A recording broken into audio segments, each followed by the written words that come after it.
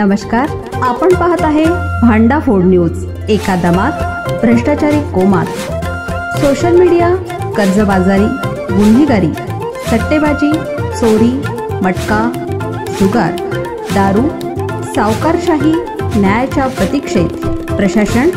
भांडाफोड news, एका दमात भ्रष्टाचारी कोमात। मानकापुरातील बेकायदेशीर महाराष्ट्र दारूचा धंदा बंद करा। मानकापुरातील युवकांचं ग्रामपंचायतीला निवेदन। मानकापूर विकास रोडवरील पाण्याच्या टाकी परिसरात गेली अनेक वर्ष बेकायदेशीर महाराष्ट्रीयन दारूची राजरोस विक्री होते।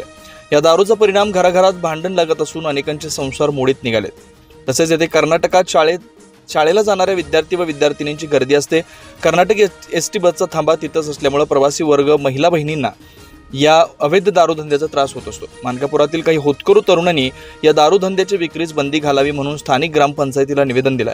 सदरचं निवेदन देऊन 1 महिना होत आला तरी अद्याप ग्रामपंचायतीनं या अर्जाचा साधा विचार सुद्धा केला नाही। सदरच्या निवेदनावर दस्तगीर रसूल शेख, छाया ग नगर, दिलीप कांबळे, कोमल साळुंखे, लखन साळुंखे, अजित साळुंखे, मौलवी शेख दादू छत्री चक्कीवाले, रजाक नायकवडे, फिरोज मुल्ला, सलमा मुलानी, अक्काताई अर्दाळे, जमीर शेख, बाबासो साळुंखे, वनिता साळुंखे, साहिल शेख तसेच पाण्याच्या टाकी परिसरातील ग्रामस्थांच्या सदर निवेदनावर सह्या आहेत। सदर दारू धान्याचा आम्हाला त्रास होत असून ताबडतोब बंद करावा असा आग्रहाचा पवित्रा येथील ग्रामस्थांनी देऊन दारूबंदीचा निर्धारच केला।